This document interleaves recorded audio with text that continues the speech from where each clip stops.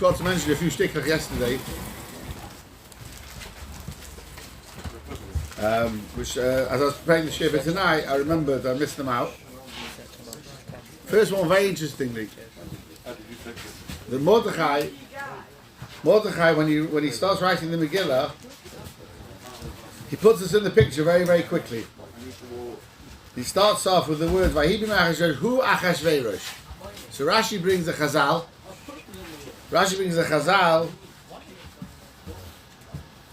Hu Berishoy Mitchilasoi Vad Soifoi.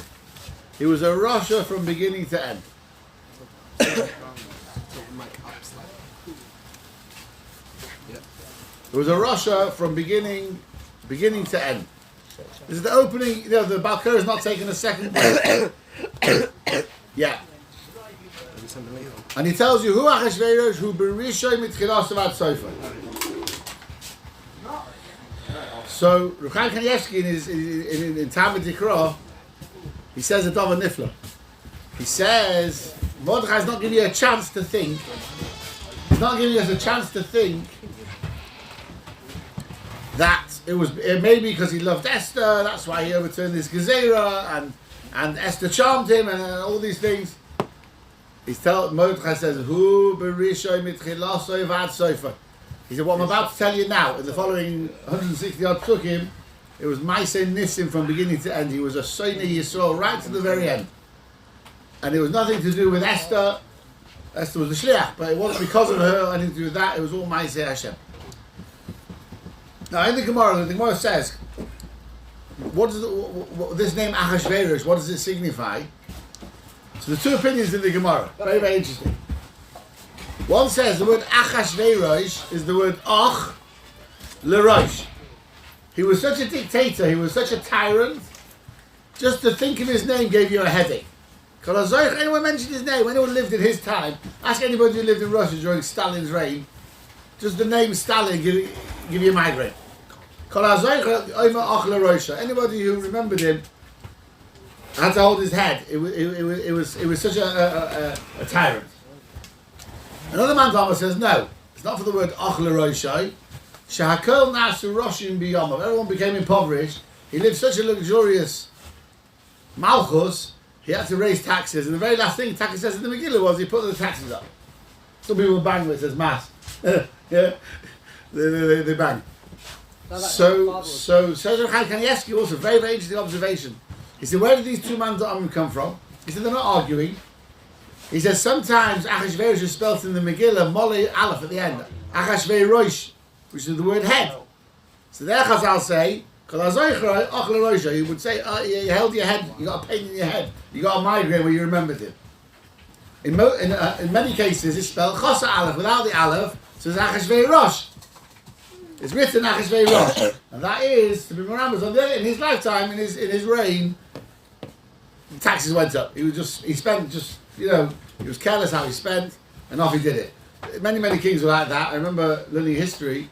Louis XIV of France, in the first part of his reign, he just splashed out Givaldi. And he built a very famous palace, which is actually the most poshest palace in Versailles, in France. And in Vienna, the Schönbrunn Palace is modelled on Versailles. They copied. That was like the Spitz Palace. And very interesting, he had tables of silver and gold in this palace. But Achashverosh, maybe he modelled it on Achashverosh, couldn't he? And it said, Ad Kedei Kach, he said when he went to war, in this later part of his reign, when he was a king for a long time, they had to melt down these tables of gold and silver to pay for the war effort. Ad Kedei Kach. He'd spent so much money on the palace. Okay. So another ha'ara I forgot to mention, the Al Shech HaKodesh points out, he said whenever Klal Yisrael gets saved in Tanakh from a problem, how many people did HaKadosh Baruch Hu send to be Goyal Klal Yisrael? What's Goyal? To redeem Klal Yisrael. There's always one. Moshe Rabbeinu was sent, then you had Ehud, then you had in the Shoftim, Shmuel HaNovi, and then David HaMelech. It was one at a time. So why here, Shmuel with the Purim story, were the two?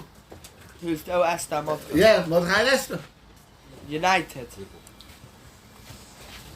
Mordechai never thought that. So you catch it, yeah? So he says... But that's not true, because in Mitzrayim there's Moshe and Aaron. It wasn't Aaron, it was Moshe. It was just Moshe. Buki. So he says like this. Let's start with the Gemara. Very interesting Gemara. It's a Gemara in Megilas, Daf Yud Beis, Amud Aleph, where it says the Talmid of Rishon ben Yechoy asked him, he said, Rebbe, why were the Yidden in that door Takechaya to be wiped out?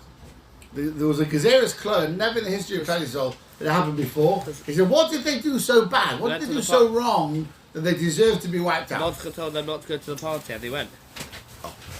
So, like a good Rebbe, he said, well, you tell me. They want to see what they're thinking. So they said, because they went to the party. They went It's to not the fact they went Nenu Misudas Shalach It's Hashem. not the fact they went to the party, it's the fact they didn't listen.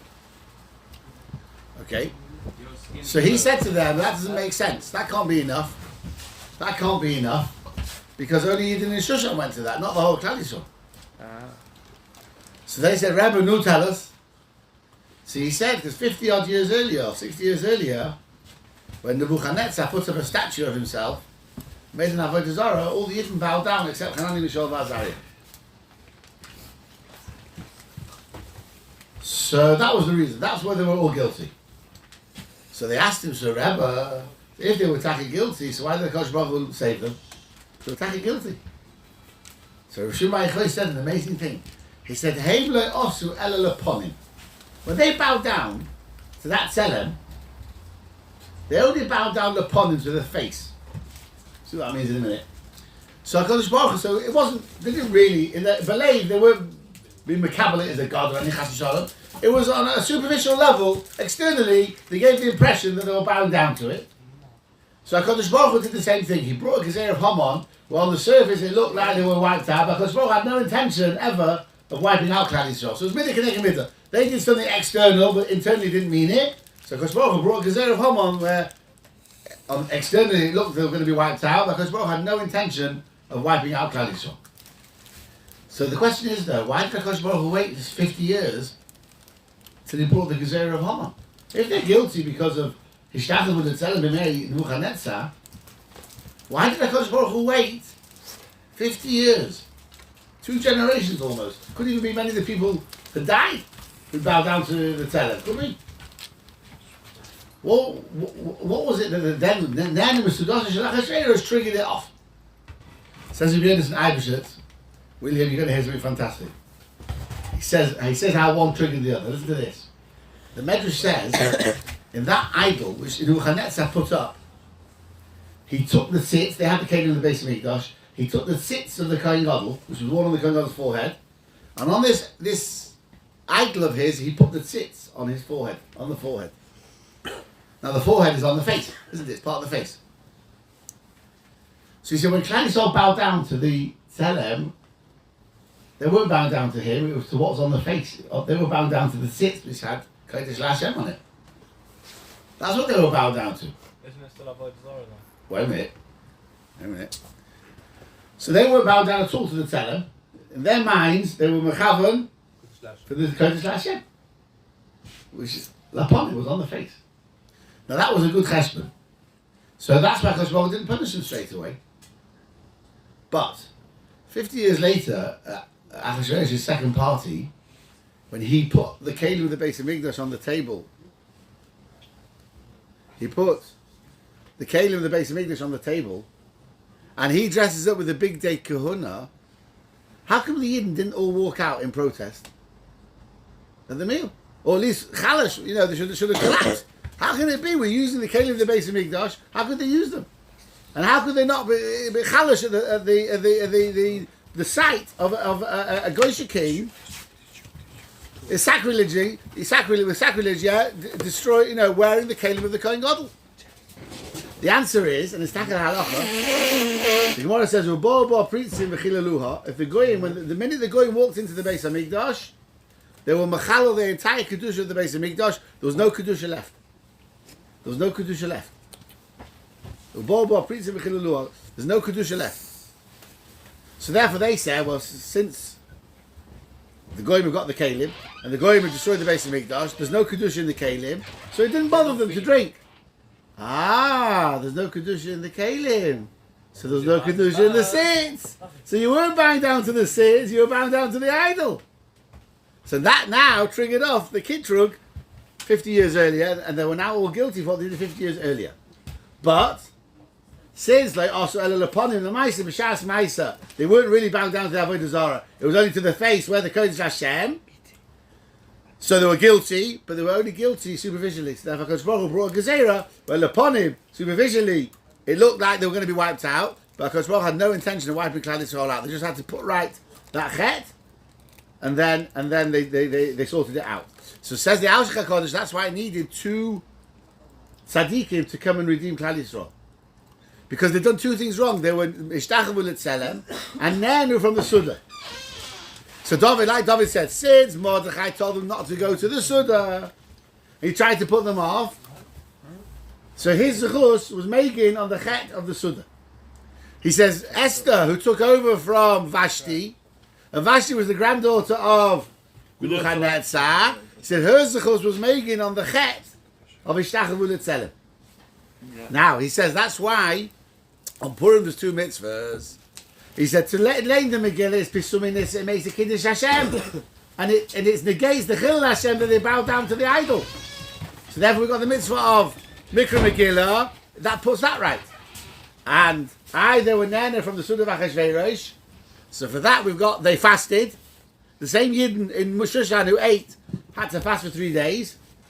And then we now have Sudas Purim to put it all right. We've now got the mitzvah Sudas Purim to put it right. So that's those 2 Goyim and there's 2 big mitzvahs on Purim to be masaking the 2 Chatoim, which the Yidden did in that day.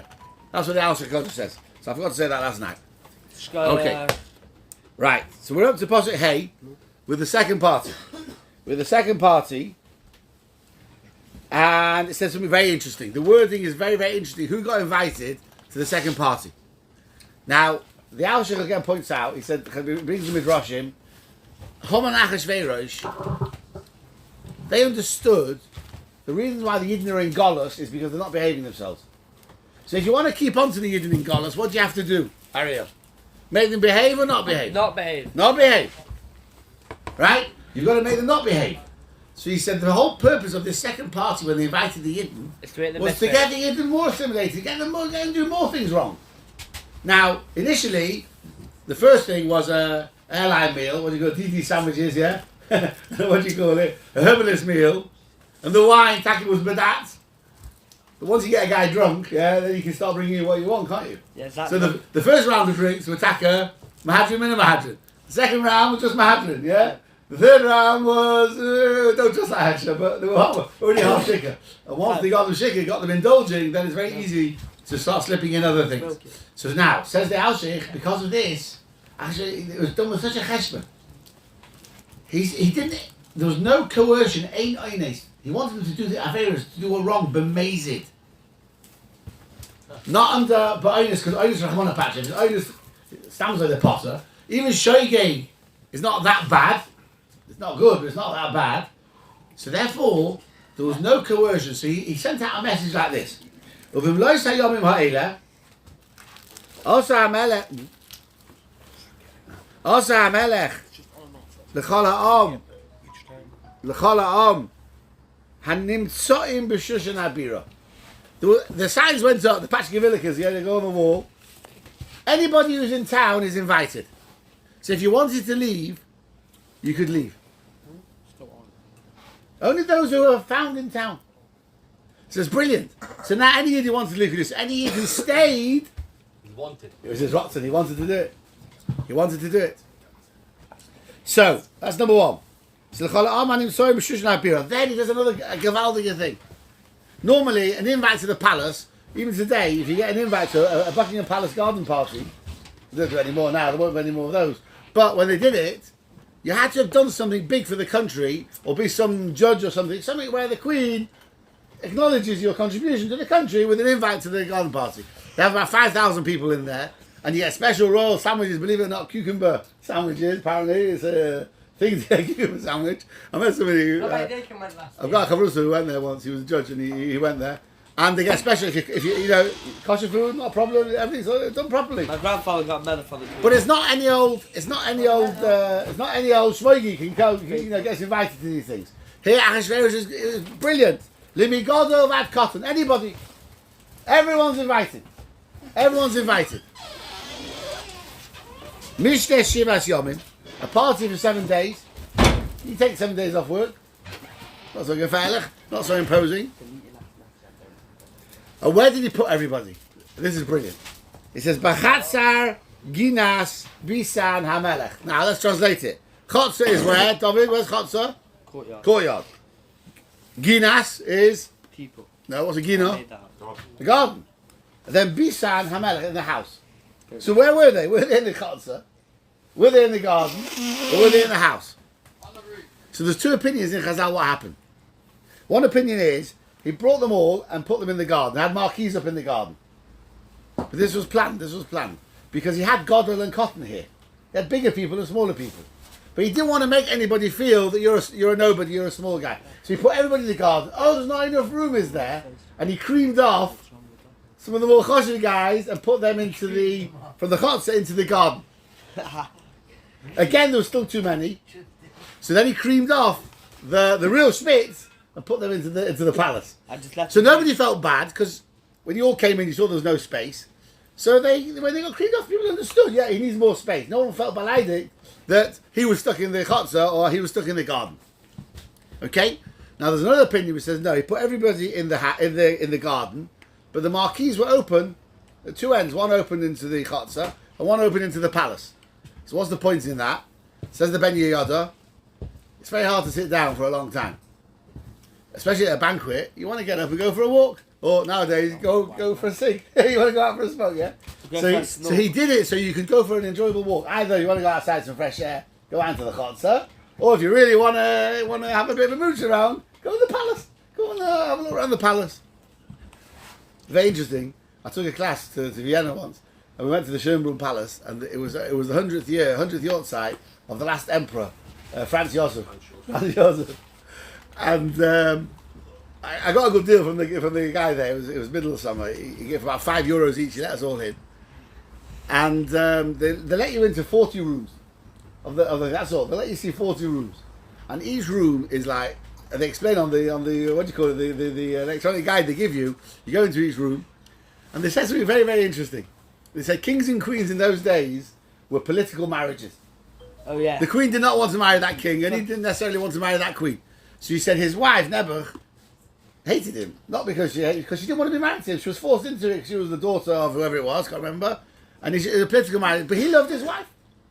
And he said he had about 10 kids. He had a big family. And he never, this point, he was 68 years. He was the emperor. He was Franz Joseph was the emperor. And he said, and his wife never went to a state banquet, never did anything. But he loved his wife. He said he liked her very much. But she gave him a rough ride. Now, you would have thought as an emperor, very interesting, imagine the food he would eat, or could eat. Do you know what his favourite food for supper was? Cucumber sandwiches. A schnitzel. A chicken schnitzel. Unbelievable. They said that was his favourite supper. Right? And then it showed, it had a room. They said, look at the walls in this room. Unbelievable. There was mahogany wood walls. Now, so you think, well, what's mahogany? He said, you have to understand, do you know how wide the mahogany tree is? You see an oak tree, yeah? You can get oak trees 10, 20, 30 metres wide, enormous. A mahogany tree is very, very thin. Very, very thin. That's why it's so expensive. And you've got to have loads of them to be able to decorate a wall with the wood and mahogany. So he said that only an emperor could afford such a thing. You'll only find it here because to get hold of so much mahogany and make a wall with it, it was just phenomenal. Each room you went to, your eyes got bigger and bigger. This is how emperors live. Yeah. So Achashverosh here as well, people are quite nosy as well a little bit, and they like to know what's going on in a palace, which is off limits normally. So according to that opinion, he actually opened it. You could go for a walk if you wanted to in the palace. Okay, now how did he? Things like this, you know, if you do an open air party, it's a bit of a problem because you are stuck with the weather. So you could say, well, in Bovel it doesn't rain in summer, you know, it's spring and summer. Which could be. But I found today something very interesting. It seems to be the idea of being in the garden was the trees were covering it over. There was some sort of protection from the elements. It wasn't quite open to the sky. Now there is a thing which I also saw in this palace. The Gemara talks about it. called Avunaiki Shel Malachim. Rashi said the kings used to make like a walkway covered over by trees on either side. Look Balabatish. Well, yeah, and he said kings got on a tile there. They go for walks there, so they've got a shade or protection from the rain, possibly. But there's a stick the way in palaces have this thing in the gardens, so it's possible here as well. I found it today. One of the Farshim says that there was a lot of the hangings were on the tree to tree, and the branches of the tree were sort of protection a little bit from the elements.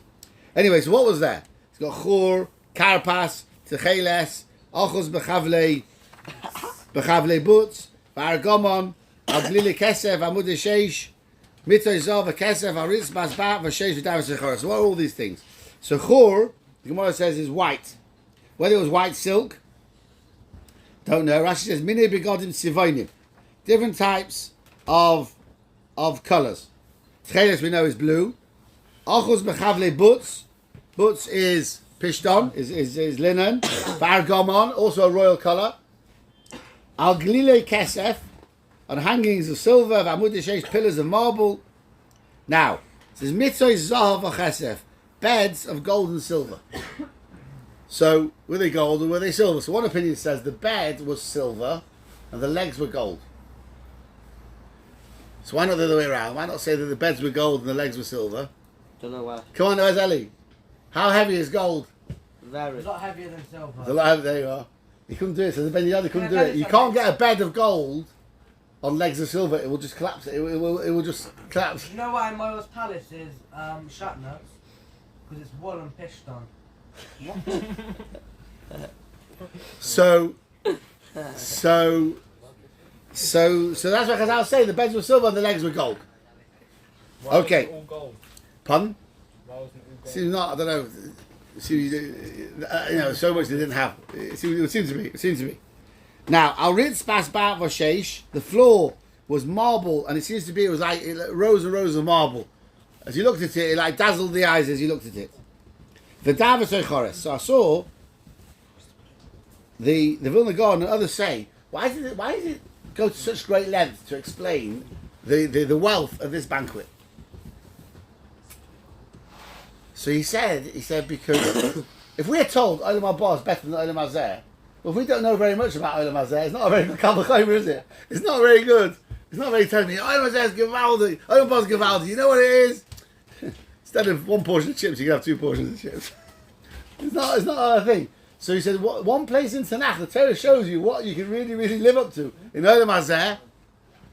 And then now we can start to make Kabbalah. That's how good Olam Hazeh can go. So now it starts to make sense when we start talking about Olam Haba. It's an amazing thing, right? It's very, very funny. You know, some people's hasagas of cars are like a mini, a little thing. And that's it. That's the hasaga of a car, right? But if you get somebody who's I don't know, been in an Aston Martin Lagonda or one of these really, really expensive, rare cars, so then you got a musug of what a car can be. A Land Rover. Yeah, hasagas go bigger, right? Okay. So Rashi says, now, so one of the Mepharshim points out, if you look carefully, he's got here, he's appealing to all the senses.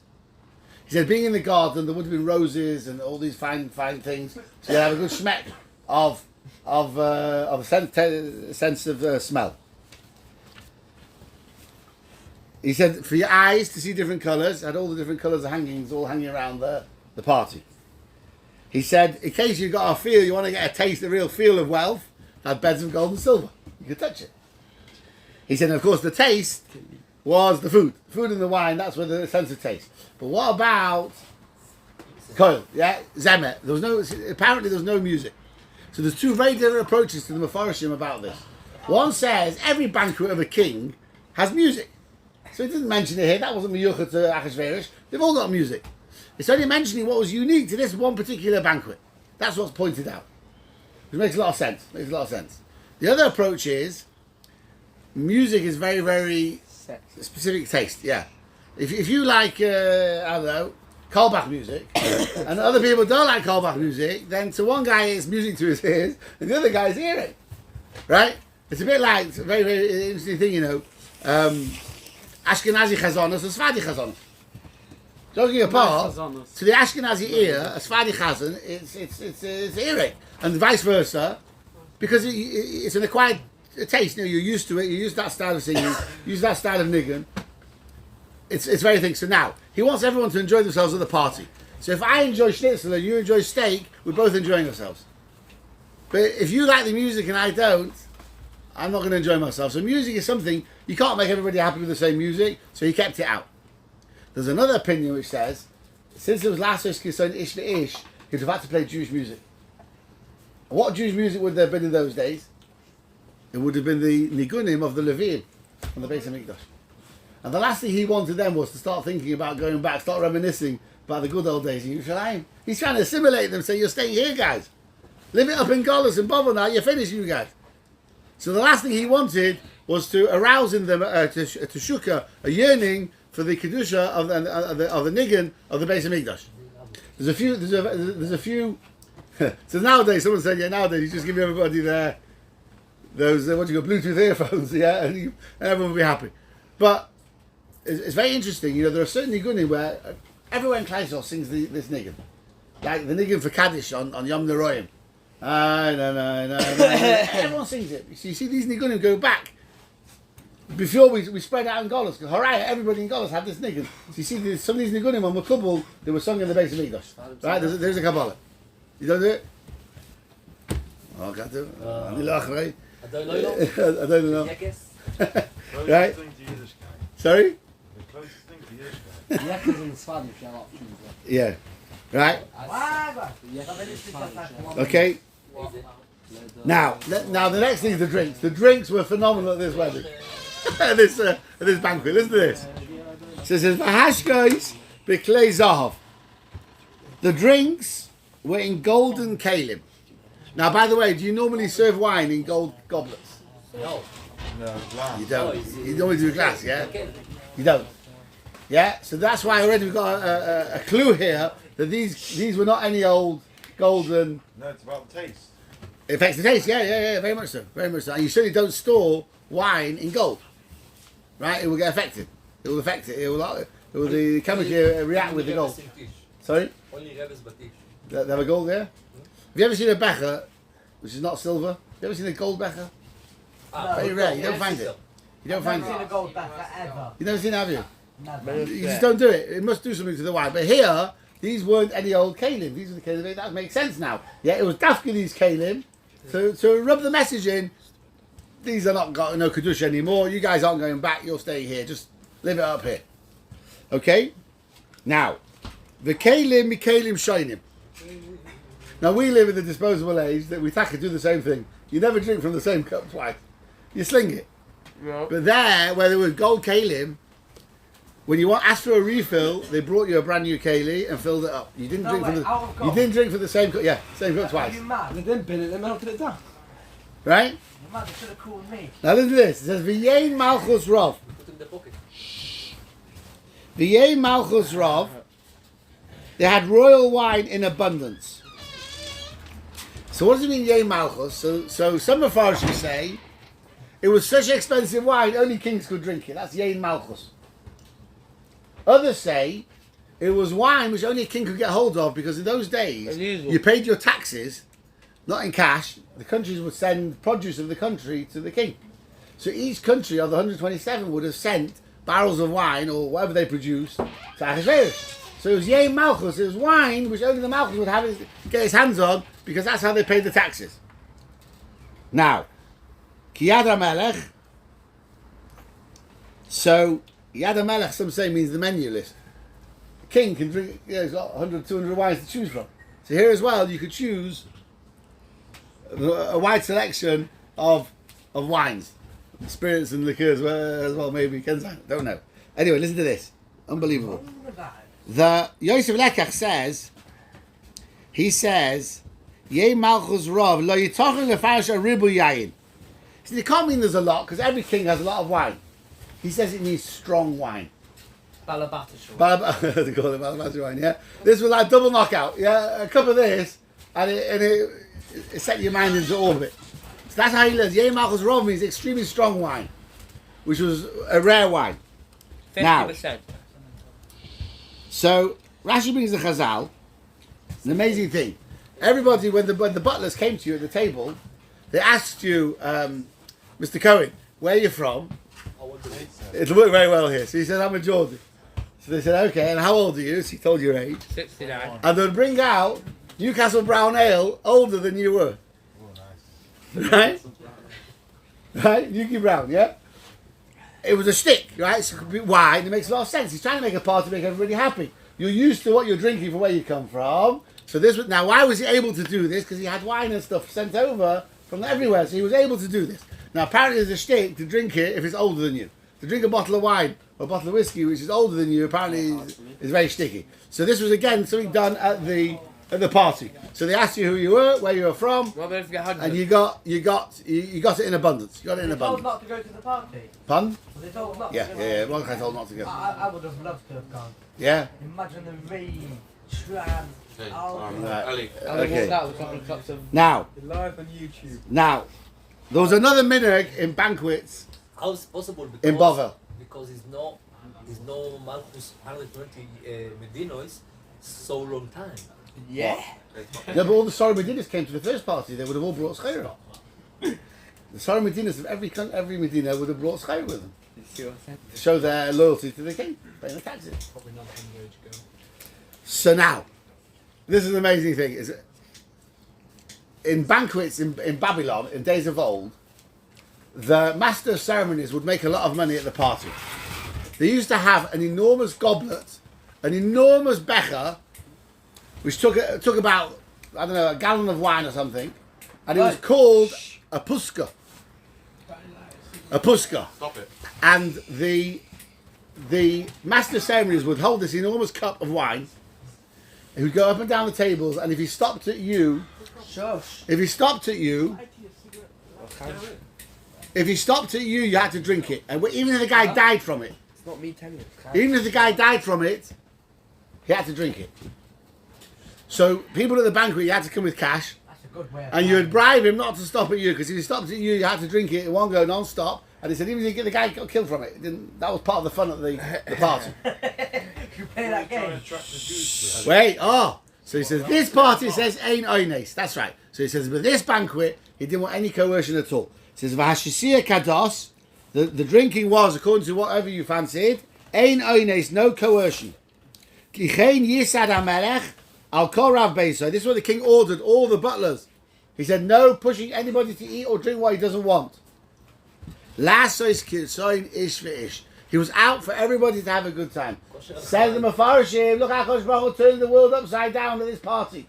He's out to make everybody have a good time. You get food, what you're used to. Wine, what you enjoy. The tabak, yeah, was whatever you're used to. The drinking was no coercion, nothing was against your wishes. And at the very same party, he takes his wife against her wishes and goes and kills her. What a legend. Does that make sense? Yeah. You're working dag and nacht to make everyone have a great time, a good time. Do what you want. Whatever you want. Whatever you'll enjoy yourself, do it. You want this to eat? Have this to eat. You want that? You want to do that. And at the very same time, when he's working on this, does Mama's labor. I'll read out the words. The Hine. First it tells us about how he's trying so hard to get his covered. But why are we told this is part of the miracle?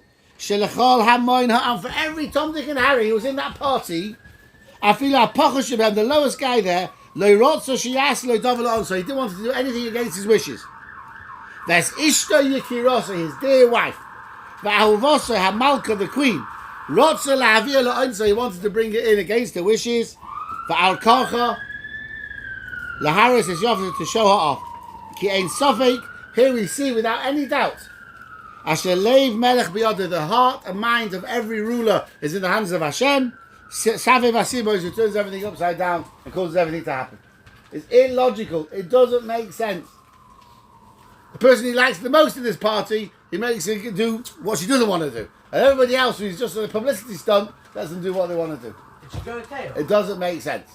No, she got spots. Yeah, she got She got a tail. She got spots. No, she got her ass. Gam v'gam. Because the tail she could cover. But the spots on the face she couldn't cover. No, but she did. No, but I thought she had to come naked. as well. Yeah. So if she has Now- now, she can't. Is there any way of replaying back to that scene then? Right. Now, do one more pasuk tonight. Another Pella. A Pella of Piliploi. It says, Gam Vashti Hamalka Ossa Mishti Noshim. He's trying to make everybody happy so they shouldn't rebel against him. Everyone should have a good time. What's she making a party for? And there's only one detail of where her party for the women. Ossa Mishti Noshim. She made a party for the women, not in her chambers, not in her private quarters. Beis HaMalchus Asher LeMelech Achashverosh, in Achashverosh's private banqueting suite. What's the Torah telling? What's Mordechai telling us? A, it's illogical. He had a cheshbon for his party. What's she playing at? Number two, why is it relevant where it was?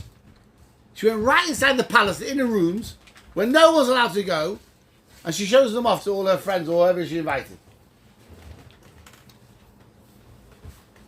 What's the nace going on? I don't know. Because the women were there, not somewhere else where they should have been. Normally, Was the Jewish women? And therefore the men at the party could hear the women's voices. So they started speaking about the women. And that's when he said, "Go and bring Vashti in." Had Vashti done it where she should have done it, they wouldn't have heard the women. Wouldn't have thought about the women.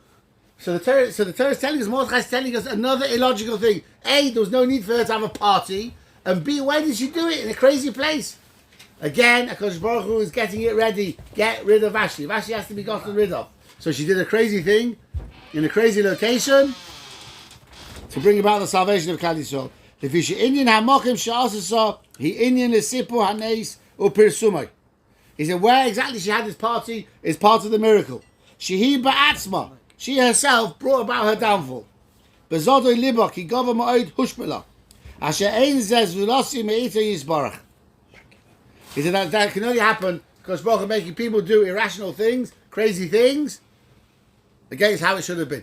It did not make sense, and she was bringing about her own downfall. And Be'ez Hashem, tomorrow we'll carry on and see about exactly this downfall, because it doesn't say anywhere in the Megillah, Memuchan said kill Vashti, it doesn't say anywhere, and it doesn't say anywhere he killed Vashti. You will not find it in the Megillah. You can hold the Megillah upside down, read it backwards, you will not find anywhere where he said kill her. So Chazal tell us he did. We'll find out tomorrow, later, what exactly happened. Now, just to finish off with a little bit of Avos Chesed.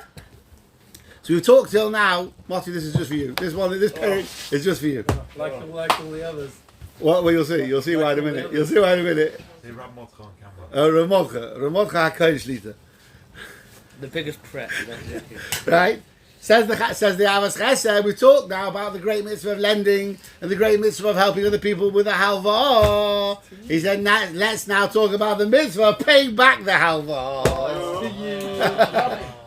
Right? Hine, ad koidi barnu, till now we've been speaking. Goydel ha mitzvah shel halva. How great is the mitzvah of lending? Sorry, I gotta go now.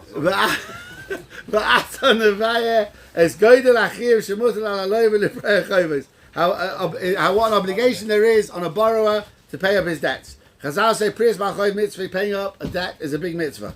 He said, and you can't get yourself out of it. There's no limited liability in halacha. A company, yeah, but that's a different thing. But an individual who borrows, there's no limited liability. He said, if a guy in the old days couldn't pay his debts, they took everything off him except the very basic things to earn a living. Everything else they took, even his tefillin they took. They even took his tefillin off him and sold his tefillin. He says, now, if you've got the ability to pay and you don't pay up, you're a stacker guy, so you scare the guy, rough him up a bit, warn him, you just leave me alone. Yeah? He transgresses like Sasha. You must not withhold money which you owe to somebody and you're able to pay him. So it says in Chosh Mishpat. What's an example of Oishek? The owner happily gave you this money, willingly. But once he asks it for you back, he withheld it and wouldn't return it. You either lent somebody money or you rented out something from him. And he says, no, pay up. He can't get the money out of him because he's a strong character. And Chazal say, because I'll give a label to people who don't pay up if they can pay up. You've got to have the money to pay up, yeah? But if you've got the ability to pay up, it's a 3-letter word beginning with a resh, ends with an ayin. I'll let you guess the middle letter. Zayin. Right? He says the Abbas Chai said, imagine you gave somebody that name, called them, begins with a resh, ends with an ayin. He wouldn't be very happy about it, but here Chazal say, if you've got it and you're able to pay up and you withhold it. True in the case, this is paid back. This is true if it's paid back finally. If it's true in the case where you call them a race thing, yeah? Why is it Lashon Hara when people say someone owes me money? And someone talks around and says someone owes me, you're allowed to. So According to that, if you know that he's withholding it, someone owes you money, and he's withholding it wrongly. well, they're living a nice life. Why is it Lashon Hara when someone says That's a good question. Fancy So in getting circumstances, Gabriel if there's a TLS and you telling it because it's going to help you get the money back, you're allowed to. Yeah, you're allowed to. No, it's Lashon Hara if you just want to blacken his name. But if it's you go to somebody and say, look, I need help to get my money off. He owes me money, and you can prove it, so he sees it's true, and he can help. So you're allowed to. You're allowed to. Right. You're allowed to. Yeah, the TLS. Yeah. Right. Shut the mouth. Okay, so he says here, and he finishes off, he says, remember, he said, somebody who's careful to live according to the way the Torah says, and he lends when he has to lend, does his mitzvah, and he pays back, his mitzvah paying back, or paying up when he has to, and he can do.